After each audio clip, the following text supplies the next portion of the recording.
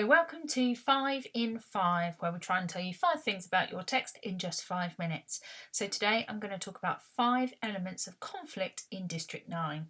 So, we know that conflict is essential to storytelling. The conflict doesn't have to be quite as gory and graphic as it is in District 9. It can just be a conflict between two people. But essentially, conflict is really that disruption that Todorov talks about in his narrative theory.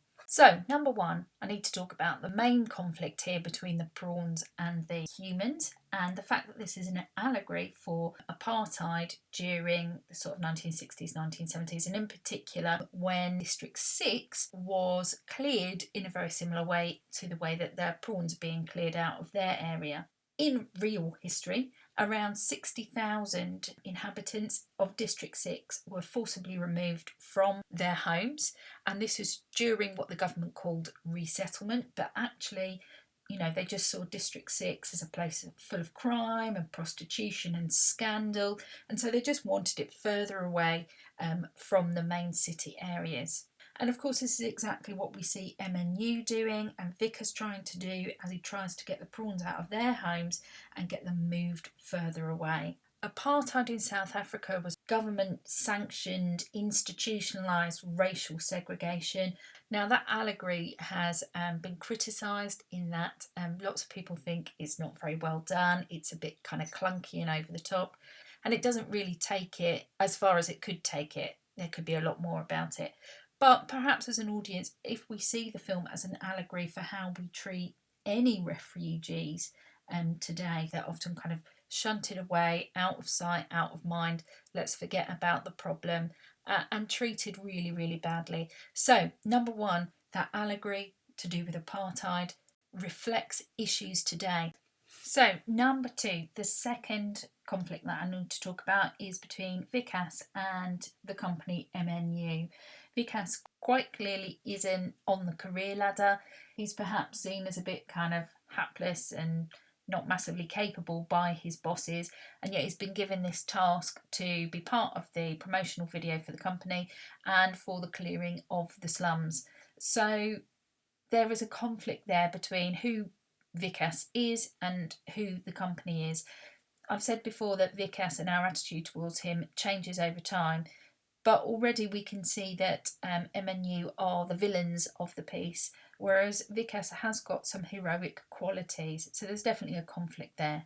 This conflict between Vikas and MNU is epitomised by Vikas and his father-in-law. His father-in-law obviously is the boss of the company and is completely different. He is a binary opposite to Vikas.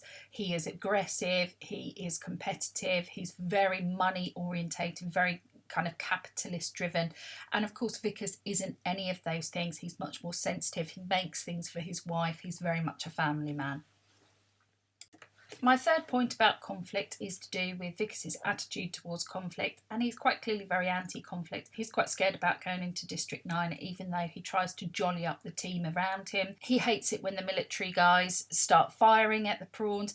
Even before they've got on the trucks, he questions how much ammunition one of the soldiers is taking in. So again, his masculinity is kind of questions that representation of Vikas compared to the other sort of hyper-masculine males, provides another binary for us to think about.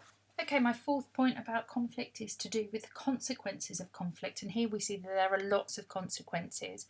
Firstly, we could talk about Vikas as kind of an innocent victim, however we feel about him. As soon as he's kind of touched by the black liquid, he becomes sort of fair game in this conflict. MNU see him as something to be experimented on, even though his father-in-law is partially in charge.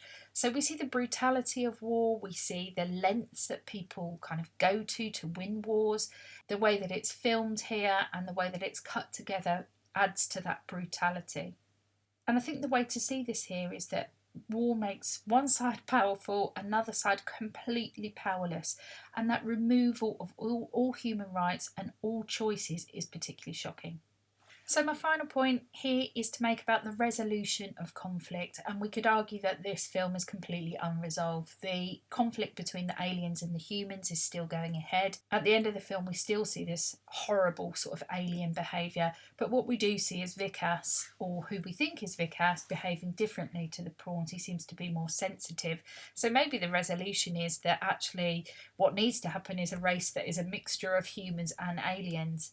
I think Vickers' story is left unresolved. Obviously, his desire to get back to his wife and family has not come to fruition. And of course, we've got Christopher and his son gone off to a different planet, and we don't know if they're coming back. So, obviously, this leaves this open for a sequel, and certainly there's been a lot of talk about that